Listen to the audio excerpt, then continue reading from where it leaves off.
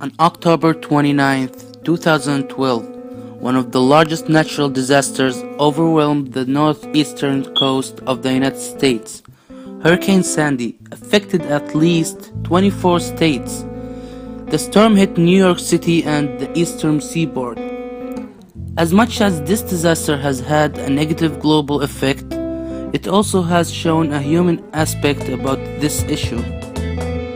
People cooperated as one hand in order to solve the problems of this disaster, regardless of their religions, nationalities, or races. The Red Cross has provided great support to the victims of Hurricane Sandy. We, students of the University of Toledo's American Language Institute, are as many nations, one family, working together to help the victims by donations through our International Thanksgiving and Donation Drive. This film documents the effects of Hurricane Sandy and our class's project to deliver aid to the victims. The Many Nations One Family group interviewed Dr. Sami Span, Assistant Provost at the Center of International Studies and Program. He volunteered with the United Way and the American Red Cross in different disasters. The most interesting experience he had with the volunteering was going to New Orleans after Hurricane Katrina. He believes this project is important because students from all over the world will participate to help in domestic matters of the United States. Have family in New York who have been affected by the Hurricane Sandy, and right now they're just without power. No one lost their lives. There's some structural damage on the house, on a couple of the houses of some of my family members, but nothing dramatic.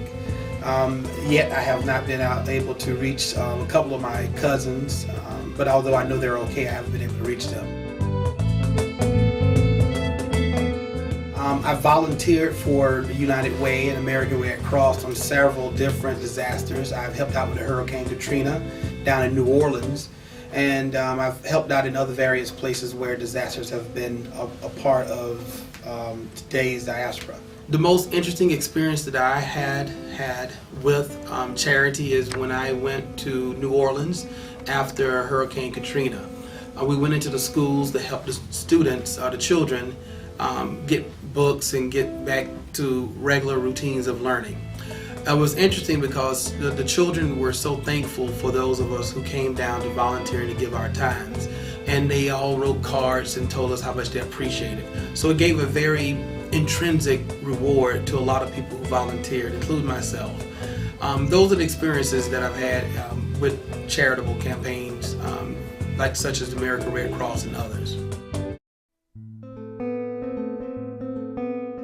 One way of helping victims of Hurricane Sandy is by volunteering and also having skills in areas that are needed. If there's construction work that's needed or excavating, people who have skills in those areas.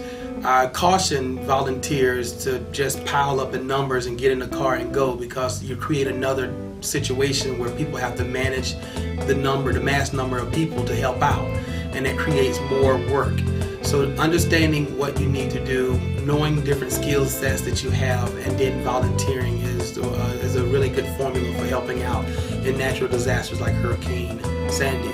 Universities can also do their parts by encouraging students to volunteer, or giving them extra credit or marks, as some people will call them, towards grades to go and help out and volunteer and to somewhat be of a servant leader, if you will. John Carlo Miranda, director of the Filipino American Association at the UT, said, "We have a moral obligation to help those in need, especially ones affected by natural disasters." John was speaking not only as a Filipino American, but as a human being. He noted that money is not the only help we should offer, but emotional support is equally important. Actually, my girlfriend's family is also in New York, and the time that her grandmother passed away was during the blackout on Hurricane Sandy. So when it was black and cold, no power, no heat, she suffered a stroke, and they didn't know that it was a fatal stroke until the next morning, because only then could they bring her to the hospital. Of course. And not only as a Filipino American, just as a human being in general, we have a moral obligation to help people who are in need, especially people who are affected by natural disasters like this, where it's no one's fault and it just happens. It's a natural reaction, or it's a natural occurrence, and since it's no one's fault, you know, there's no one to blame, and there's no fault. So we have to conjure up all of our efforts as human beings to help those who are less fortunate than us, and at this time it's those victims. It's not only money. Money, I think, is a good contribution, but also manpower to help clean up, and even as far as like moral support. If you could write a letter to someone that you know who's been affected by Hurricane Sandy, telling them that, you know, whatever it is that they may need, they can always count on you, or something like that, just to support them, give them that sense that they're not alone in their struggle, and that, you know, brighter days are on their way. Yeah. Okay, so as a group, you guys are off to a good start, and if you guys continue this endeavor of selfless help for those who are less fortunate, then I can see a bright future for this potential organization that you might start. And we're fully supportive here at FAA. Me personally, Giancarlo Miranda, the president, but everybody, I can tell you that everybody in this room is fully supportive of your guys' efforts, and we'll do everything that we can to help you guys in your endeavor. For our international Thanksgiving event, we collected money from donations by selling food to help victims of Hurricane Sandy. The guests were the University of Toledo staff and international students.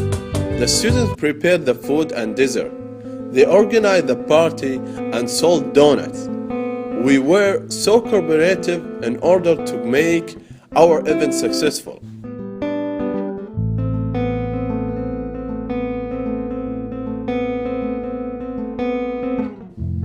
Yesterday we had a fundraiser selling donuts for the Red Cross and Student Union. We were enthusiastic about it. We set up a table in the hall next to the cafeteria with a high density of people were passing by. We yelled, 2 donuts for $1, a box for $5. Most of the students and teachers were attracted to us. Among all customers, an Arabic girl moved us the most. She came over to us slowly and she said, I just want a donut. She paused shockingly. My family was in New York. We were shocked for a second, and then we received her $8. And we said, we are sorry about that. Thank you very much. Other people we felt appreciated our effort were the cafeteria staff. One worker bought our donuts 3 separate times, and she prized us that we were doing good thing.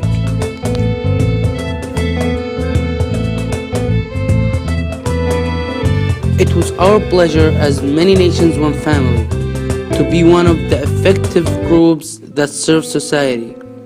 It was especially good to help people who are in need, since it is 100% human act. We hope people all around the world can live better lives in safety and far from disasters. We would like to thank everyone who participated and contributed much effort in this event. Everyone's help resulted in a meaningful and productive event that exceeded our expectations and goals. By working together as an international family, we raised $1,111, $368 Krispy Kreme donuts, $322 international dinner, $420 Detroit Lions tickets. The Many Nations One Family team would like to thank the following for their contribution to our project: the University of Toledo, the American Language Institute, CISP, the Filipino American Association. We are thankful for the opportunity to help others and represent the ALI through community engagement project.